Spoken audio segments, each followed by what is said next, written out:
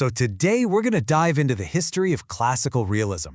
It's one of the most powerful and, let's be honest, pretty pessimistic ways of understanding how the world works. This is a way of looking at politics that isn't about how we wish things were, but how they are. A constant, relentless struggle for power and survival. Let's get into it. And really, it all comes down to this big, nagging question, right? Why is it so hard for countries to just get along? Is true, lasting peace even possible? Or is conflict just part of the deal? For centuries, this school of thought we call realism has been offering some pretty sobering answers to that exact puzzle. Okay, so what is classical realism? At its core, the big idea is this.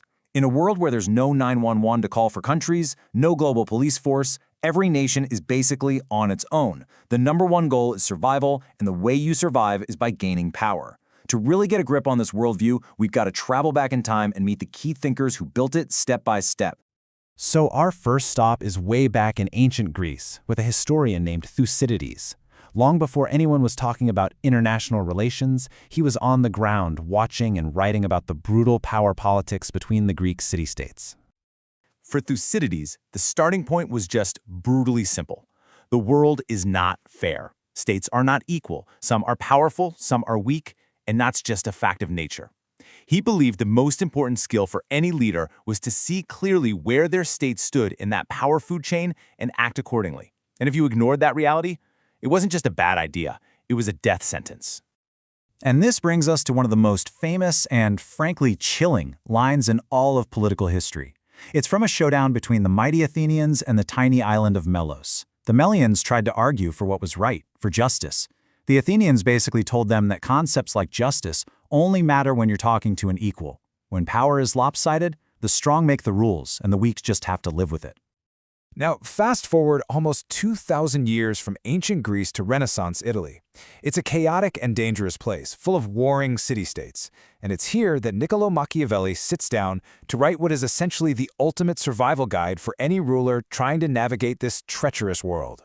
So Machiavelli comes up with this incredible analogy. He says a successful ruler has to be two animals at once. You have to be a lion with overwhelming strength to scare off the wolves, but you also have to be a fox who's clever and sly enough to see a trap from a mile away.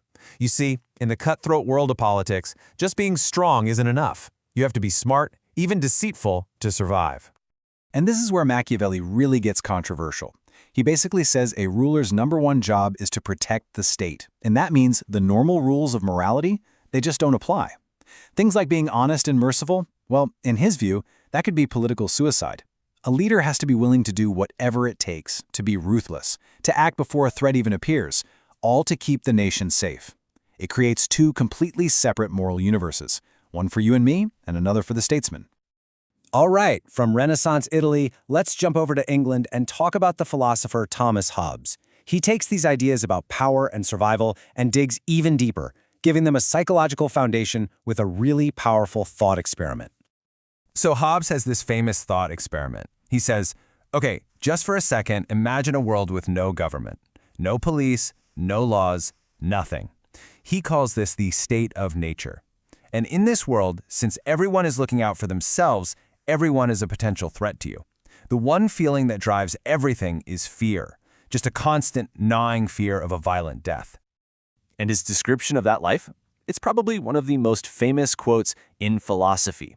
Life in that state of nature is solitary, poor, nasty, brutish, and short.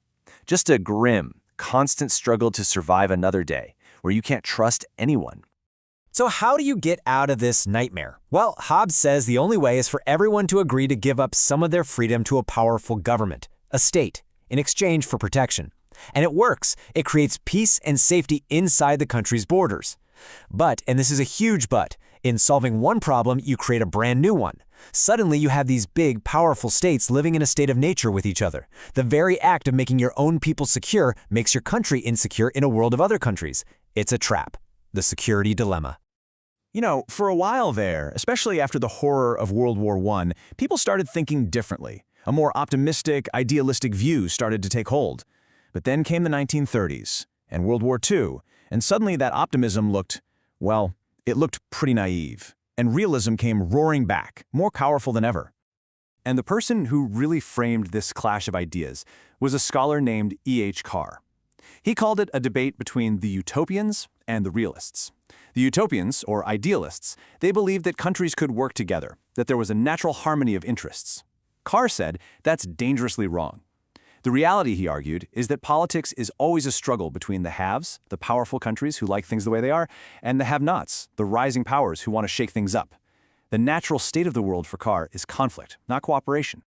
But the guy who really took all these ideas from throughout history and turned them into a modern, systematic theory, the father of modern realism, you could say, was Hans Morgenthau.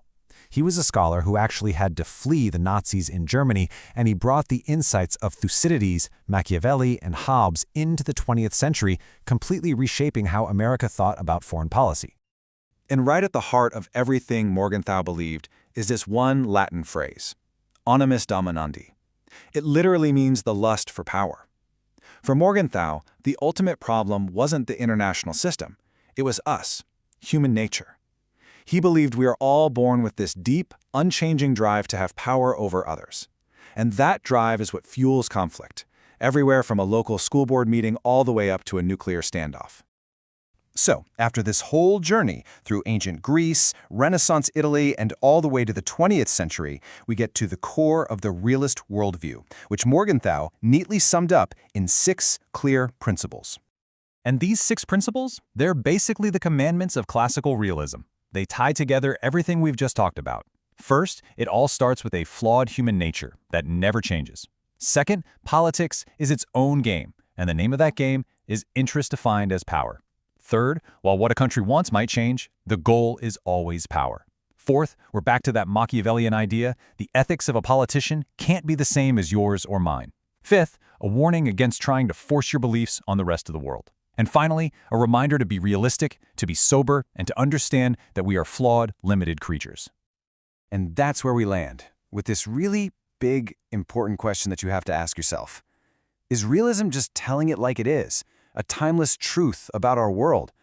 Or, by always assuming the worst, by always preparing for conflict, does realism actually help create the very dangerous world it claims to describe? Does it become a self-fulfilling prophecy? It's something to think about, for sure. Thanks so much for joining me on this one.